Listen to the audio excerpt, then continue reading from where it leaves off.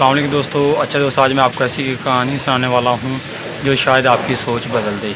چھوٹے سے گاؤں میں ایک سادہ سا لڑکا رہتا تھا، لیکن لڑکا سادہ تھا اور خواب بہت بڑے تھے۔ لوگ اسے کہتے تھے کہ تم سے کچھ نہیں ہو سکتا، تم کبھی زندگی میں کامیاب نہیں ہو سکتے۔ نہ اس کے پاس زیادہ پیسے تھے اور نہ ہی اس کے پاس کوئی ڈگری، لیکن اس کے پاس ایک چیز تھی اور وہ تھا خواب۔ وہ ہر روز صبح جلدی اٹھتا اور محنت کرتا، گرتا پھر اٹھ جاتا تھا۔ لوگ اس کا مذاق اڑاتے تھے، کہتے تھے کہ یہ اپنا وقت ضائع کر رہا ہے، لیکن اس نے کسی کو جواب نہیں دیا۔ اس نے فیصلہ کیا تھا کہ وہ اپنی محنت سے کسی کو جواب دے گا۔ وقت گزرتا گیا، آج وہی لڑکا اپنے ماں باپ کا سہارا ہے۔ جو لوگ کل اس پر ہنستے تھے، آج وہی لوگ اس کی مثال دیتے ہیں۔ اچھا دوستو، آپ نے اس ویڈیو کو لائک، شیئر اور سبسکرائب چینل کو لازمی کر لینا ہے۔ مجھے امید ہے کہ آپ کو ویڈیو اچھی لگی ہوگی۔ اللہ حافظ۔